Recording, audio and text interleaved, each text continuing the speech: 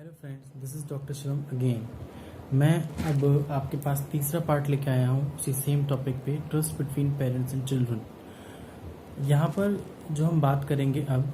उसमें हम ये बात करेंगे कि पेरेंटिंग में जो एक सबसे डिफरेंट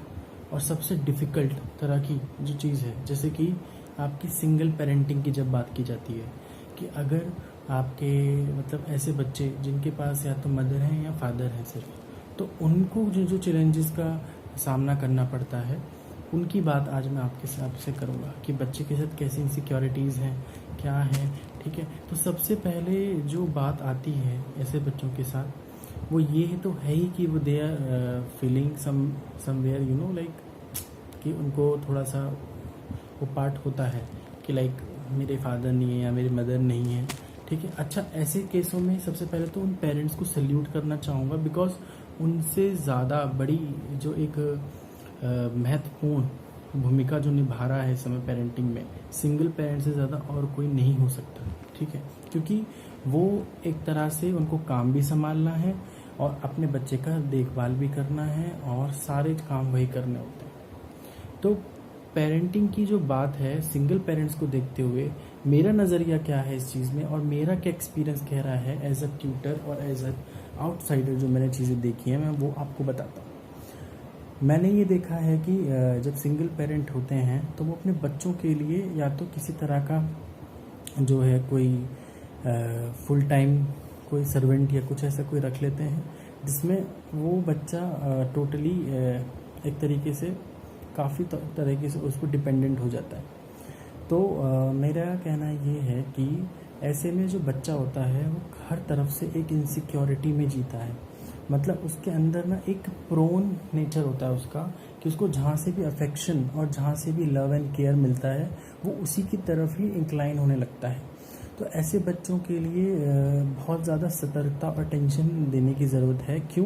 क्योंकि ऐसे बच्चों के साथ मुश्किलें ये आती हैं कि वो जल्दी ट्रस्ट कर लेंगे, और जल्दी ट्रस्ट कर लेंगे तो बाहर जो एक तरीके से, मैं ये नहीं कह रहा सारे लोग सोसाइटी के बुरे होते हैं, लेकिन कई बार ऐसे लोग ऐसे बच्चों की ताक में रहते हैं जो उनका फ़ायदा उठा सकते हैं।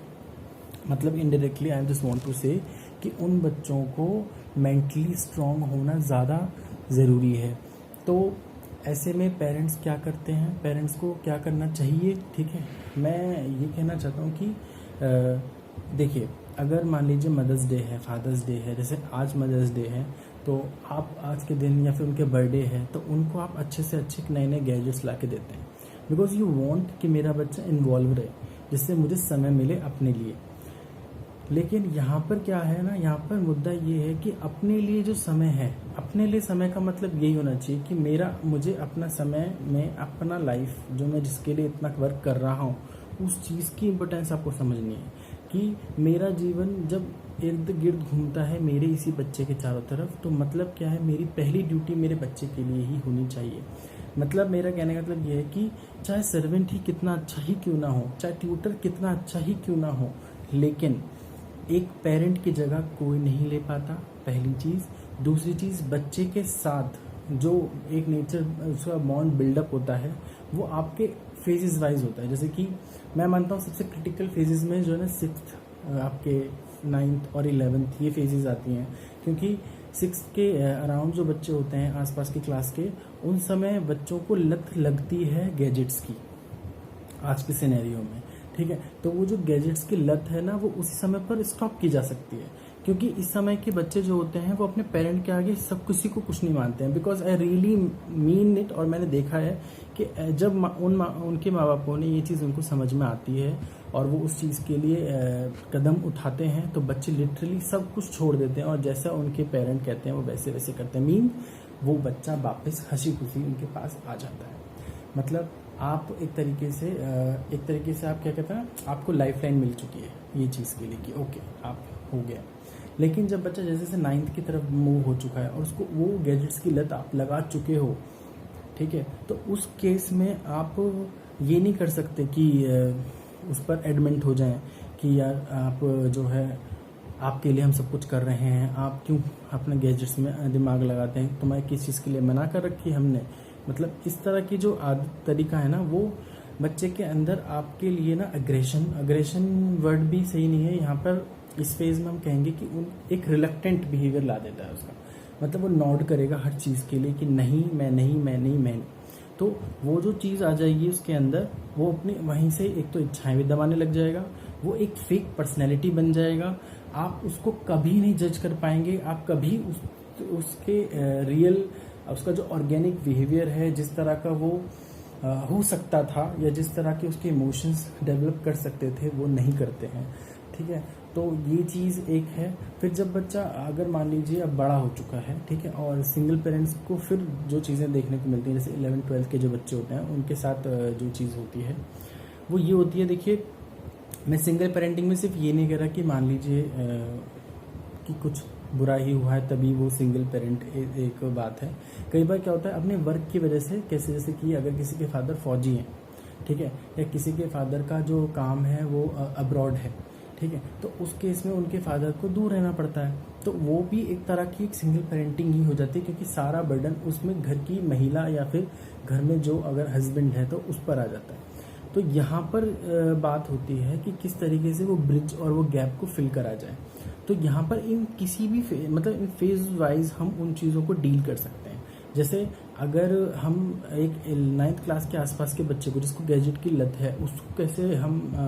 दूर मतलब हटा सकते हैं, वो कैसे, आप उससे एक तो पहली चीज़ उससे ज़्यादा मैच्योरिटी की डिमांड मत रखिए कि आपकी जितनी सोच डेवलप हो चुकी है वैसे ही वो सोचे, ज़रूरी नहीं है, क्योंकि आप अपनी लाइफ में काफ़ी हर्डल्स पार करके यहाँ तक पहुँचे हैं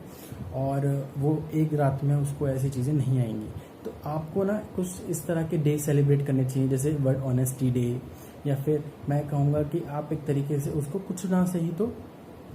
आप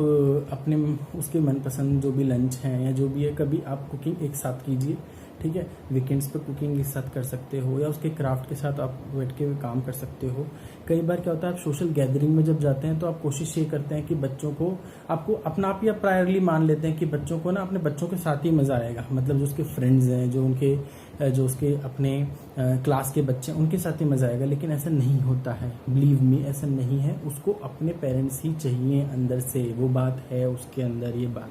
ठीक है। तो ये चीज़ आपको समझनी चाहिए। इसके साथ साथ अगर बच्चा बहुत ज़्यादा बड़ा हो चुका है, ठीक है, तो उसमें आप क्या कर सकते हैं कि आप उसको रियलिटी चेक करा सकते हैं, क्योंकि आप उनसे वो सारी बातें कर सकते हैं जिससे कि वो चीज़ें वो समझेगा। और मैं इस बात की होप रखता हूँ, और ये होप आपको भी रखनी चाहिए कि हाँ, कि वो वापस आपके साथ वैसे ही और वो ट्रस्ट वर्दी बॉन्ड शेयर कर पाएगा। I mean to say that such kind of a friendship or such kind of a like a emotional stability will come into your relationship between that parent and that kid also. तो means इस तरह की एक bond sharing हो सकती है हर एक phase पर, अगर हम ये चीज़ ध्यान में रखें कि हाँ, हम किस बच्चे के हर स्थिति को भाप रहे हैं और उसी के साथ रिएक्ट कर रहे हैं। तो ठीक है, तो ये एक मेरा कहना है, ये एक मेरा एक पर्सपेक्टिव है जो मैं आपको शेयर करना चाहता हूँ। और thank you so much for hearing me and आपसे मैं ये कहना चाहूँगा, आई जस्ट वांट टू से कि अगर आपको मेरी बातें ठीक लगती हैं तो प्लीज़ मैं आपसे ये रिक्वेस्ट करता हूँ कि आप मेरी वीडियोस को लाइक, शेयर और कमेंट ज़रूर करें, सब्सक्राइब करें, जिससे कि मुझे ये प्रोत्साहन मिले कि हाँ, मैं एक सही काम कर रहा हूँ और मैं आपको इसी तरह का कंटेंट दे सकूँ। Thank you so much.